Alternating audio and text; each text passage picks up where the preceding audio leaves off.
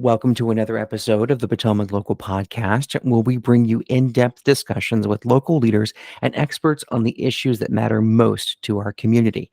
I'm your host, Uriah Kiser, and today we have a very special guest with us, Sara Brescia, a dedicated member of the Manassas City School Board. In this episode, we'll be diving into the hot topic of grading policy changes in the schools, exploring the impact of the pandemic on education, and discussing the future direction of Manassas City Public Schools. Sarah will share her insights on the recent policy adjustments, the importance of preparing our students for the real world, and the ongoing debates around cell phone use in classrooms. Whether you're a parent, educator, or simply interested in the state of our local schools, this episode is packed with valuable information and perspectives you won't want to miss. So let's get started. Yeah, I want to start with this grading policy because you have been pushing for changes to the grading policy for many years now. We've been reporting on it really since you started pushing for these changes once you got on the school board. You got onto the school board, took a look around and noticing that students coming back from the pandemic back into schools um, had it different in terms of the grade scale, and you started asking, is this grade scale really the right thing? Is it really pushing our students to achieve, and is it preparing them for the real world? So I'll let you go into more of that and what you saw. I don't want to put words in your mouth, but the grading scale has been a big topic as of late. Yes, and and rightly so. Grades are a value system at the end of the day, and so it's. I think it's very natural for people to have a heightened sense of urgency around this topic. In some ways, that sometimes I hear people say it's just great. It's just a grading formula. What's the big deal? But it's more than that, because as you alluded to in your question, school serves several purposes. It is obviously an instructional environment.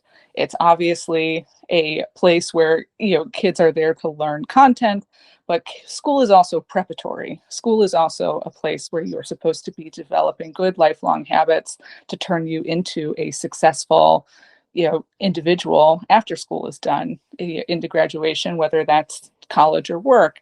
And so a grade scale is important in terms of how students interact with their schooling. The way that you set up your grading as a school division influences the choices that students make in terms of their level of engagement that they're going to be, that they're going to have with their classes. So as you alluded to, during the pandemic, a decision was made to greatly change the way that grades were calculated and the way that work was submitted and assigned. That was, of course, an emergency. I was not on the board then. Talk about how it was changed.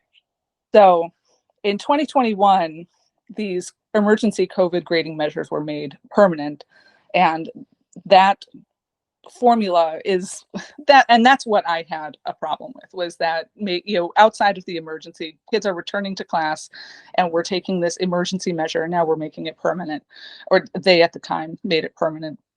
The measures that were made permanent at that point in 2021 made the grade scale 50 to 100. So the grading points 0 to 49 were eliminated. The scale was now 50 to 100.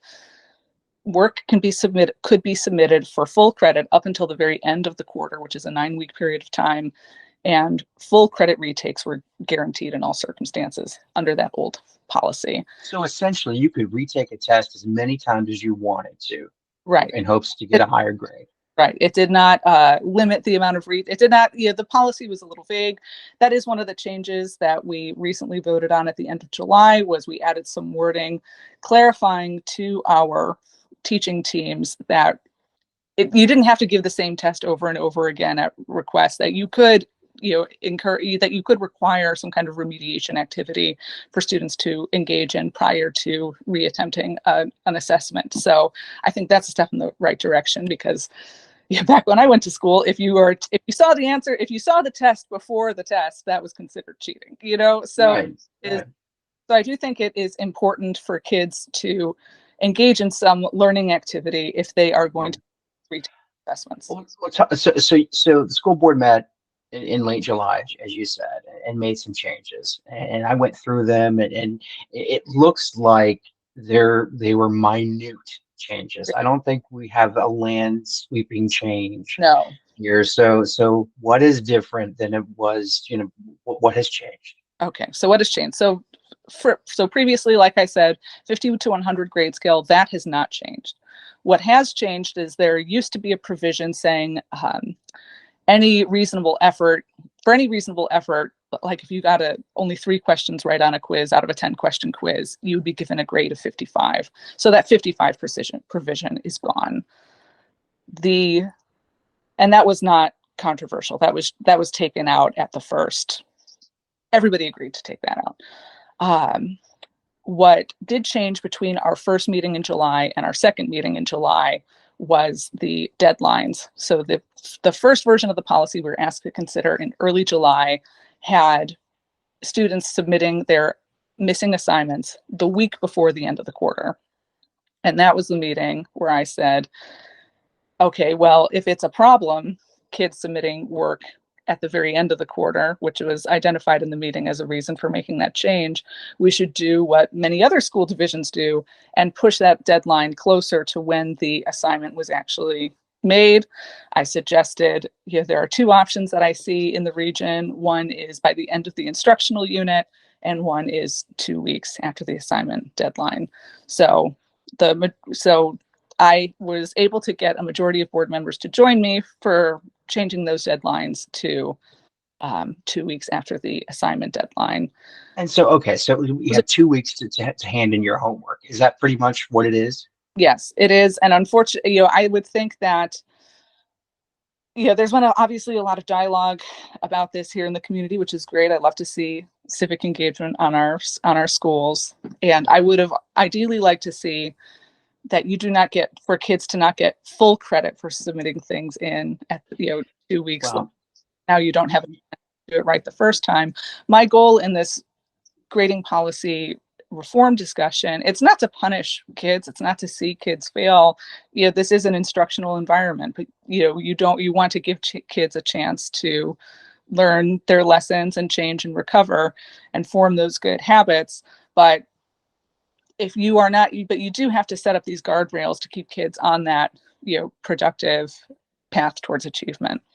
Yeah, I'm going to go down the old pathway of, well, back in my day, right? I'm going to go that way, but I'm not going to say it's right. I'm not going to say just because this is the way my teachers did it, when I was in school, 20, 25 years ago, that's the right way. But teachers loaded us up with homework, right? And if we came in the next day and we didn't have it, we got an F or a 0, whatever the grading policy was. And so I know how, if I as an employer, if I give somebody an assignment, I'm certainly not going to give them 9 weeks to get it done. No, well, and you're lucky if you get 2 weeks to get it done. So who is fighting these changes? Who actually thinks that? Who on the school board? Who in the community thinks that this is the way to train a student and get them prepared for how the real world works? I mean, so to explain what I understand of people who, so first of all, I will say that reforming the deadline to that 2 week, that did pass, with a majority. So that, so there was some discussion on that, but it did ultimately pass. So I want to give that step in that direction. I want to give that credit where it's due. But from what I understand of the case, that people who are in favor of these kinds of policies, what they tend to say in favor of this is, grades should not reflect student behavior, and failing to turn work in on time, that's a behavior. That's not necessarily measuring how well you know the content. So we're going to design a grading system where we are going to emphasize more, how much we're going to grade you more on what is submitted and less on when it's submitted. And I understand. But that's awful subjective. I mean, that's like saying, hey, if you don't go to school, that doesn't mean you're not exposed to education. You could watch YouTube videos at home and get some similar content, right? It doesn't make a lot of sense. If you're not handing in the work, you can't show the proficiency in the work. Right. Well, and I will say in my own life as an adult, the people who I've worked with in the past who know how to do the work and yet do not do it are the most frustrating category of people who, knowing the work is definitely a very important part of it. And that is definitely a very core part of the instructional mission of schooling. But as we previously were talking about, school is also preparatory. It is also preparing you to step out into that next phase of your life. And that is just, you have to show up, you have to do your work every single day. And I wish that we could, it is my hope that in the future we'll be able to take more productive steps in that direction. Even some of these policies, Fairfax County, for example, Fairfax County was at the tip of the spear with these with these new ways of grading, and they have reintroduced the zero. So they have a 50 to 100 scale generally, but if no assignment has been submitted, if an assignment has not been submitted and no attempt has been made to get caught up on it, and a phone call has been made home, students are then, teachers are permitted to enter a zero into the grade book. And so even Fairfax County has walked a lot of this back. And I think that's saying something. So Fairfax County has a more stringent, stricter, whatever word you want to use there, grading policy than Manassas City does. I do not love Fairfax's grading policy by any means, but if we had adopted Fairfax's policy, it would be a stricter set of circumstances than even what we currently have. I want to ask you about, you're on the school board, so there is a level of politics that gets involved. You obviously had to run a campaign to get elected to the school board. Businesses read the news. If they want to invest in the city, they're going to go and find out what's going on in the city, right? And of course, there's always good news that you can read on the city's website. I mean, the city will always tell you it's a sunny day in Manassas, and if you don't believe it, ask the mayor. She'll tell you it's a sunny day in Manassas. It's always a sunny day. But then they'll go and read our website, so they'll go read Inside Nova or Washington Post or Patch or whatever, and you'll see some of these things. And aren't your fellow school board members concerned that if they're reading that kids have all this time to do assignments and all of these no chances for makeups and this really lightweight grading system, knowing that these are the people who are going to work in their businesses and fill up their factories and offices or whatever else they might be.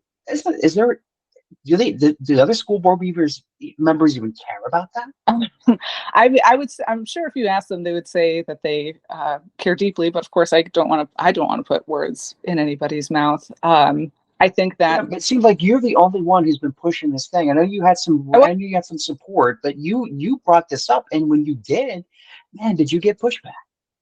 Yes, there was a lot of pushback when I introduced this in August of 2020. When I started this conversation, I really started it in May of 2023 or maybe June of 2023. It didn't finally make its way onto the agenda until August of 2023, and it definitely was a very a tense and heated moment. So I do want to give, we have, as a governing body, have all had a chance to get used to one another.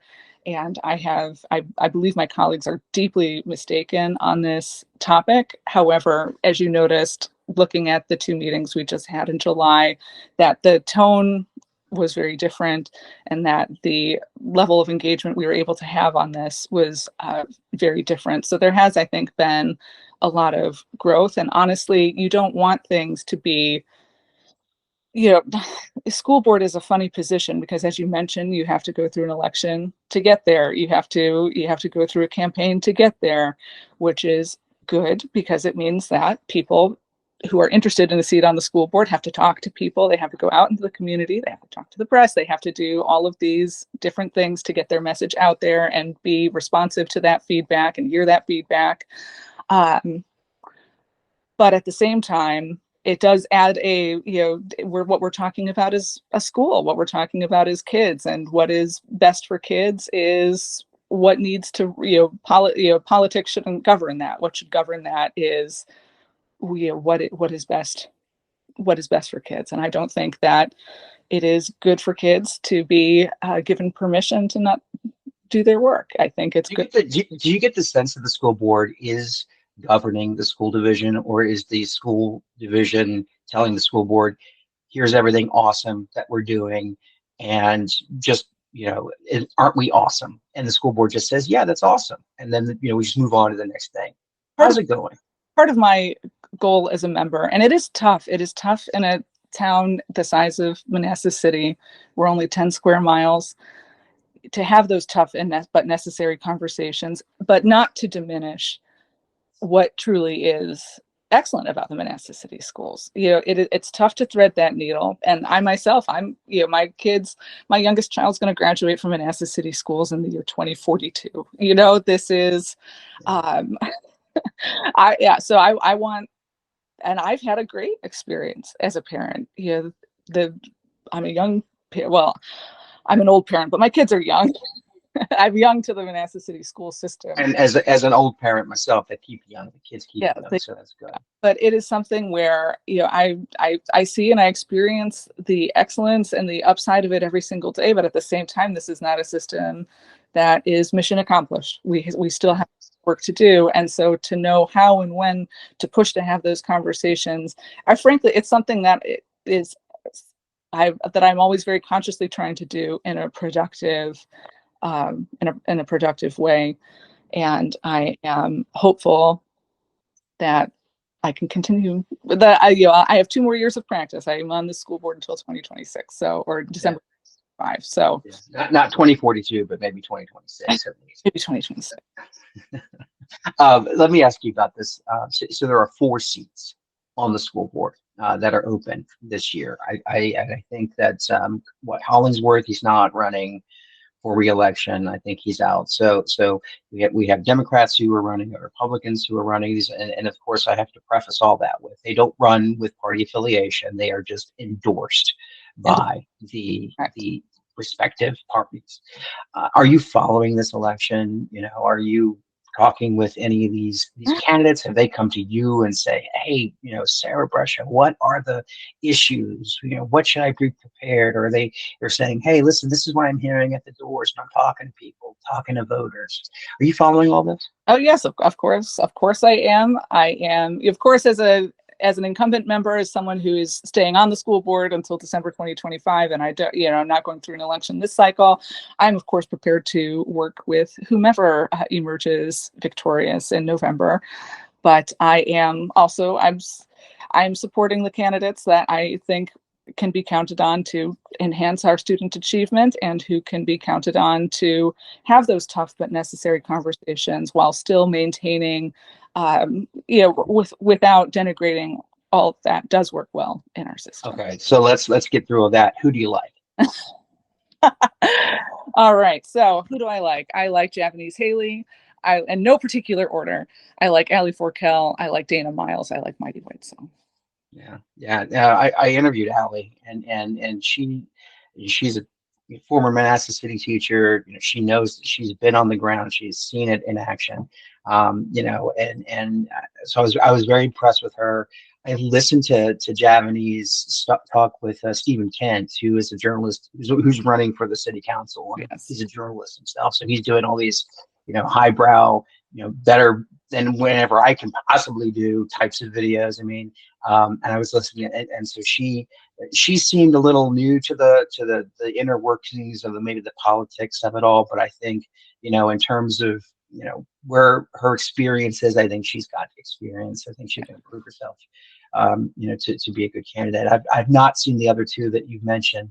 Will you be out campaigning with them, or are you knocking doors with them? Are you, I'm planning to get out there. I do have a 4-month-old baby, so that makes so I am a little bit limited. But I've knocked doors off cycle. It's something that I try to do. When I ran the first time, I had a list of people who had very specific issues or questions that I wasn't equipped at the time as a candidate to answer. And I've gone back to a lot of those people, knocked on those doors again as an incumbent to be like, okay, now I can answer your question, or now I can help you with what you're facing. And half the time people have moved, which is just very classic Northern Virginia. People move so fast here, but it's But yeah, I mean, I try to be out there as Yeah. much as I can. Or of course, with having a 4-month-old infant, having birthed him myself, it it has, you know, and having to adjust to his Yeah. sleep, and the you know, having the other 2 kids to adjust to his presence has been a you know, so I have You've got a lot on your plate to say. I've dialed back my public appearance a little bit in that period of time. But there is, of course, there's no maternity leave in elected office. That you are elected to a 4-year term. Whatever happens in your personal life during those 4 years is kind of immaterial to what you've been elected to do. So I have been, you know, attending meetings and everything on my regular Yeah, schedule. yeah, no, it's tough. It's tough. You got to balance family with politics and then work too. You know, we've ticked off a few of the, you know, down the list. We've gone through some of the changes and, you know, discussed some of the, you know, somewhat say what someone would probably say, you're right, you're just so negative. You always focus on the negative stuff. Well, let's talk about something good, right? I mean, That sounds good. Good. isn't truancy going in the right direction? I know post-pandemic, the kids were coming back and you had a hard time getting them back into the classroom. But as of last check, I think those numbers were going in the right direction. Well, Am I correct? so it depends on, so the official numbers for the 23-24 school year have not been publicly released. And I think for the most part, yes, you will see, in some cases, a very dramatic improvement at some of our schools. And, but that might not be the case at other places. But it's also, I don't want to spend too much time talking about it because we don't have that. Yeah, I can't talk about it in a concrete way because the internal data that the school division is always tracking and that you are welcome to see anytime with a FOIA request is different from what is going to be, you know, once the state goes through its cleaning process in terms of who counts and what doesn't count and yada, yada, yada. So it's hard to talk in concrete terms. But I do want to but you are correct that in most cases, that at most of our schools, so, you know, there has been improvement, and in some cases, very dramatic improvement. So That's good. That's good. What do you think about this whole cell phone thing? I mean, Stafford County, Fredericksburg City, they were, I don't want to say leading the way, but they did announce their away, you know, away off for and the away day, policy. yeah, Yeah, off and away. Yes. and then Governor Youngkin came out and made his executive order issuing a mandate across the state to make you know, ban cell phones in the classroom. So what do you make about that? I mean, how's Manassas going to implement that? Well, I mean, you know, speaking just for myself, you know, cell phones, you know, make bullying worse. They make truancy worse because kids are able to text each other, "Hey, I'll meet you at the coffee shop. Let's go." You know, they make truancy worse. They make behavior worse overall. They're distracting. They make your academics worse. In my personal opinion, the phone's got to go. But how you implement that and what the state is going to require us to do is that's, you know, the devil is kind of in the details there. You know, there's various options. Some schools have off and away policies where they just say off and away, and if we see it, we take it away.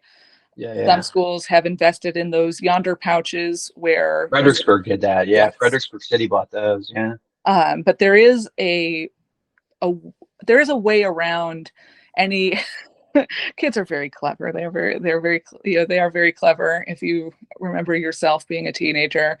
Yeah. And, you know, I'm interested to see some of the other divisions who are doing different things, what has worked in some of those other places.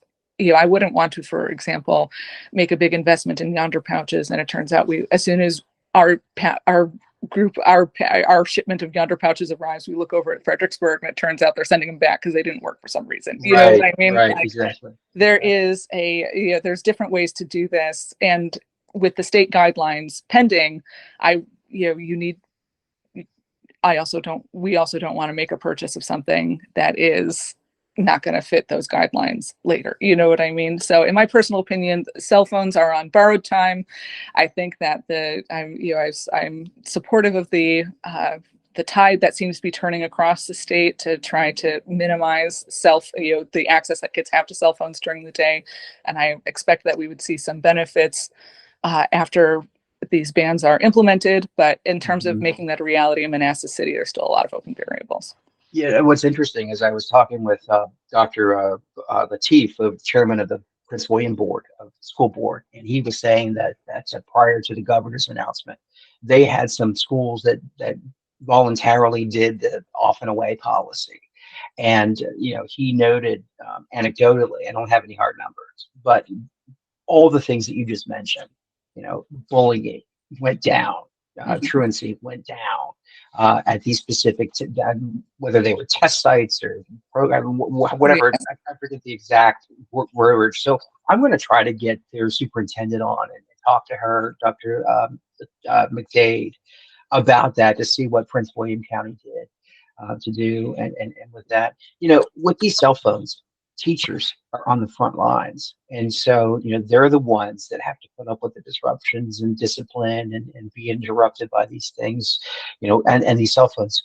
Dodge knows that they're just one of, 100 different types of disruptions that a teacher might have to deal with at any time. So what's the mood of teachers right now in the Manassas City School Division? Well, I mean, I feel the teacher consensus is in principle anti-cell phone, but I think a lot of teachers will say also, like, well, tell me how this is going to go down, because a lot of kids can get very confrontational when you attempt to confiscate a phone. Parents can get very confrontational when you attempt to confiscate a phone.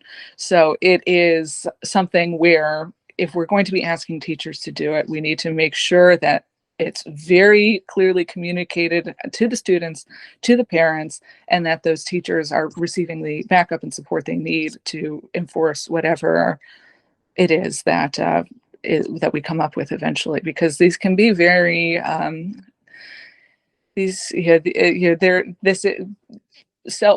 reliance on cell phones culturally has become, people are very attached to that. Oh, especially since September 11th. You go back. I mean, I graduated. I graduated in 2000, so I was part of that last cohort of kids that went through school that didn't have cell phones or whatever. Matter of fact, you brought one, you probably be suspended from school because you were a drug dealer.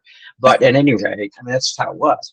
So but well, let me ask you this in terms of on that mood question. Teacher retention has been an issue. I mean, there are several positions open in Prince William County, and Nova reported. I know that and that's not unusual, And so you're a smaller school division, obviously, than Prince William. Comparing the two of you are apples and oranges. No, it's very hard to compare. Yeah, I mean, Prince William has got 91,000 students. You've got 7,000. So in terms of the vacancies that you guys have, and how you are attracting and retaining teachers, how's that going? So we will be getting our own update shortly on how our staffing is going for this school year that's starting in a few weeks. So I don't have Prince William had their presentation on that maybe a week or two ago. Our presentation is a week or two away, so I can't give you the exact number on it yet. I know Potomac Local, of course, will follow our absolutely. We'll follow it when it comes up, but that's right. We remain eternally optimistic. We did focus in the budget, the fiscal year 25 budget, the budget for this. We focus between the budget years and the school years. We're talking about a complicated calendar, but basically, in our last budget cycle, we focused as a board as a whole on really beefing up our compensation in a way that was competitive and responsive to the market. And I am, of course, optimistic that has helped. There's been other things, that the state has let teachers with various circumstances have their own classroom. So you could be your certification can still be pending, and the state has now let us hire you as a classroom teacher, for example, and things like that will also help fill those vacancies. That's of course out of our control as a school division, what the state decides to do in terms of who they allow us to staff in a classroom, but it's and our priority, of course, is high quality individuals in those classrooms at any given time. But there are various measures that contribute to filling those vacancies. And I hope that in a few weeks when we have that report, that it's a good report. we'll be watching for it. I can't wait to see it. One of the things that I talked with Councilwoman Teresa Coates Ellis last week, and she mentioned and obviously, well, again, we always say this: the obligatory, the city council is separate from the school board, and the two don't really do all that. So at any rate, so she can't do this, but the school board could, in terms of creating a school of excellence. And she suggested that the city have a sort of a school of excellence that could go in the old Marsteller Middle School, which the city just purchased, and it could operate something akin to the Pennington School, which is in Manassas, but it's operated by Prince William County. And so she explained it where there's been pushback about how can you possibly have a school of excellence when all schools should be excellent. Would you support something like that? I mean, that's something where, this is obviously a school board decision. That is something where I do think we are due for a conversation about our leveling just in general and how the school division is structured. We have an unusual structure for our school division. We have elementary that goes pre-K to 4. Then we have a separate layer of schooling at Mayfield Intermediate and Baldwin Intermediate. That's grades 5 and 6. And then and then we have another layer of school. Then we have middle school for grades 7 and 8 Mets, and 9 through 12 at Osborne High School. Between the ages of 10 and 15, kids are attending 4 different schools. It's a lot of transitions. I think that this is something where this is not a conversation we're having tomorrow. This is a conversation. Right. I just whenever you have, what you're saying is worth having. There is a conversation worth having, and there's a million possibilities in terms of, we could go to, without it, there could be a dedicated K through 8 school of excellence. There could be, or just a dedicated one, just make one of our schools dedicated K through 8. The board in the 2021 summer retreat that So the question is, why would you talk about something like that? Do you do it because you want the kids to aspire? I know that when I was in middle school, you always heard so-and-so is not going to their high school that they're supposed to go to. They're going to actually go to Thomas Jefferson, right? They got into TJ. Ooh, I remember that. We have our own governor's school. We have our people do not realize, especially in this region where TJ's shadow, it looms so large because it's famous. It's both famous and notorious for reasons good and bad. Yeah. But TJ is a governor's school, just like the one we have in partnership with George Mason at Innovation Parks. This is something people miss all the time. Like, oh, I don't want to live in Manassas because then my kid can't go to TJ. It's just like, well, no, your kid will go to a school that has been equivalent, that is completely equivalent to TJ in terms of its rigor and all of the new and exciting STEM things you'd be exposed to. We have our nets, and it's not just ours, it's for our region. Like, it's for Prince William County. It's, there's a whole bunch of schools that feed into that governor's school program at Innovation Park. So it's something where, I think that just in general, when you go into the research about student achievement, your behavioral issues go up and your academic achievement goes down each time you make kids change schools to go through the levels. And so whatever that looks like, it is, I think, something that is in a very long term. So it sounds like you would be more supportive of addressing the levels in terms of the school, right? Well, and it would all have to happen. Or you would do it.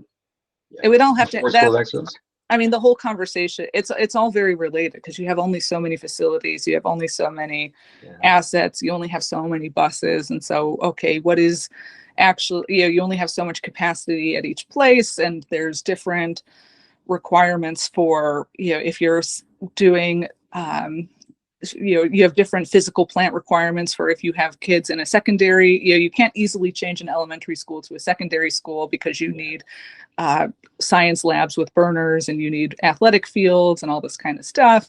And you can't conversely, if something's operating as a secondary school, you cannot easily change that to an elementary school because elementary schools have different requirements in terms of, you need for example, in kindergarten, you need a bathroom, an ensuite bathroom in every single class. And that's something where that's a very expensive fix. If you're converting, if Mayfield Intermediate one day converted into an elementary, that would need to be priced out. If Mayfield Intermediate converted one day into a second junior high for the system, well, now you need to install the gas burners and stuff for 7th and 8th grade math class or science class. So it's something that, or maybe there's this Marsteller property that, maybe we can do something. Yeah, that city bought the property. I forget the now money they paid for it, but it was used. Prince William County used it as a middle school at one point. It used to be, I believe, it was Parkside. Was it not Parkside, but Marsteller Middle School, and now and since it closed probably back in the early 2000s, it's been a church and several other things, cafe, what have you. So the city owns that, and it wants to put.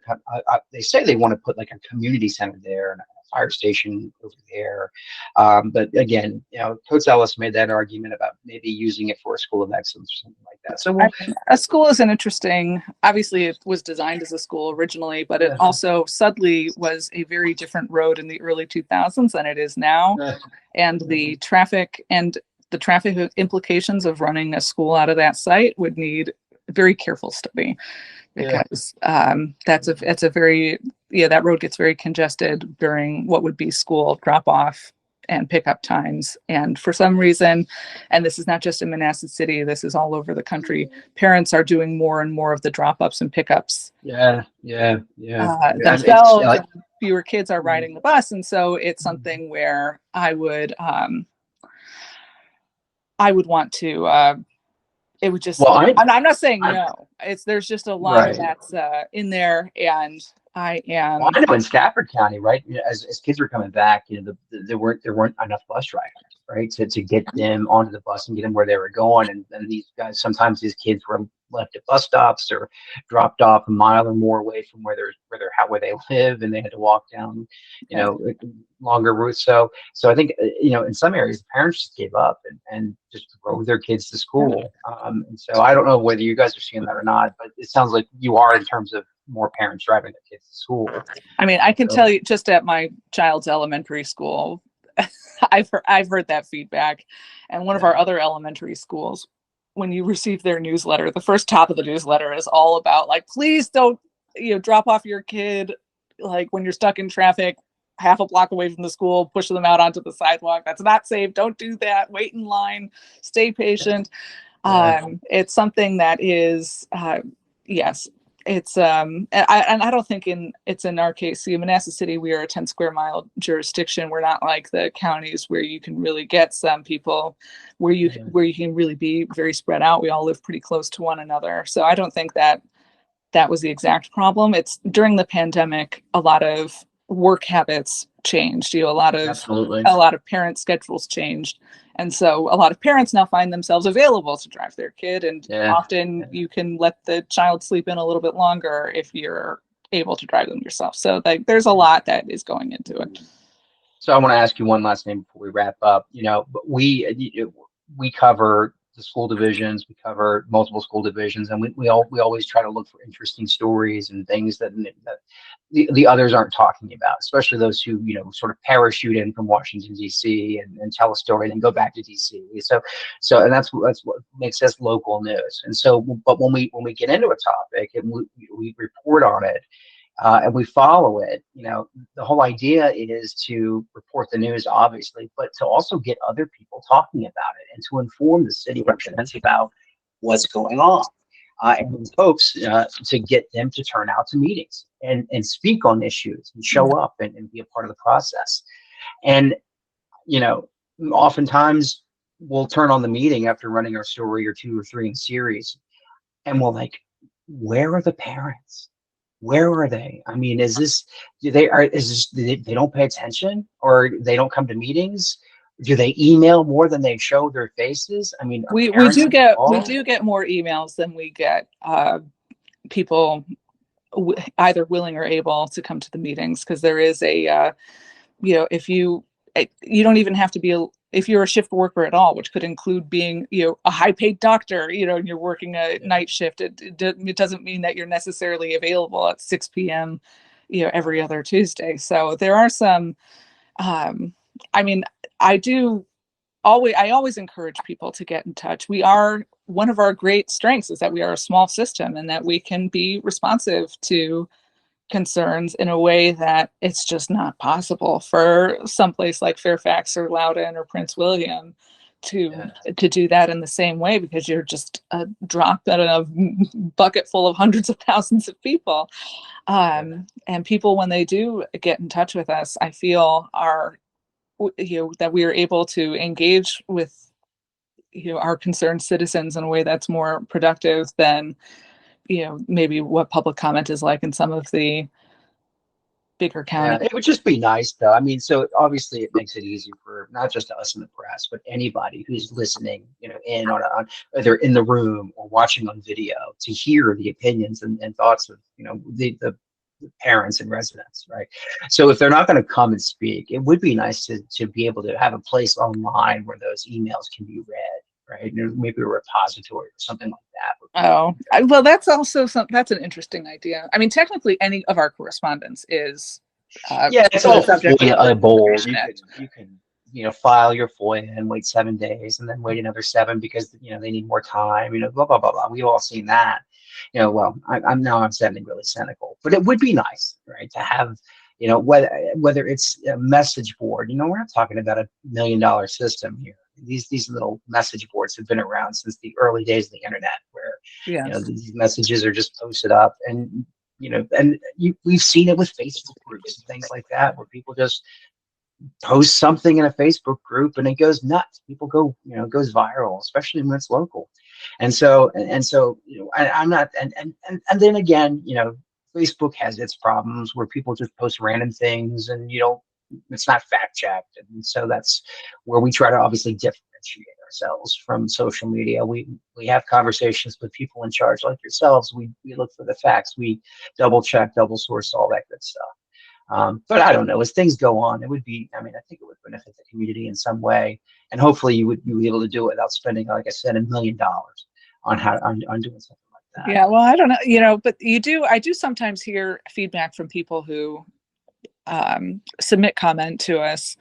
Sometimes we get some very personal things in there. Some people are reaching out with very personal concerns. And even though technically, of course, you're reaching out to a public official that but they don't think about that, right? And so my hesitation on that, I'm all about transparency, and I think that you're correct that there's some positive momentum that could be generated by other people seeing other people's messages, but at the same time, I wouldn't want that to accidentally deter people who have a sensitive situation that they want to bring up and feel like they can't do it without having it be fully on blast, right? So because this is something where we're dealing with people's kids, and this is people. Well, maybe it's more up to us. Maybe it's up to us in the press to have these types of conversations and to invite parents on and have just feel them out, focus groups, whatever you want to call it, and just get the pulse of the city and find out what they think, because I would assume as an elected official that information would be good for you. I assume it would be helpful to you. I'm sure you're already getting it through your emails, but having that sort of thing might be helpful to you. I don't know. I just a thought, just something out there. Listen, I really appreciate you coming on and having this conversation with me. I think it gives people a better understanding of what's happening with the schools. Everybody wants to see the school division do well. I mean, these kids, obviously, they're the future of the community. They're going to be the ones sitting on the school board and the city council here very soon. And the people who are going to do our knee surgery in our old age are in school right now. Okay, that's right. It's a very high stakes generation that we're caring for. Thank you for joining us on this episode of the Potomac Local Podcast. We hope you found our conversation with Sara Brescia insightful and thought-provoking. If you enjoyed this episode, please like, comment, and subscribe on YouTube and share it with a friend. Your feedback helps us bring you more engaging stories.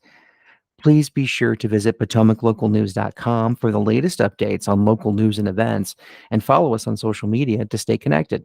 Until next time, I'm Uriah Kiser, and this has been the Potomac Local Podcast.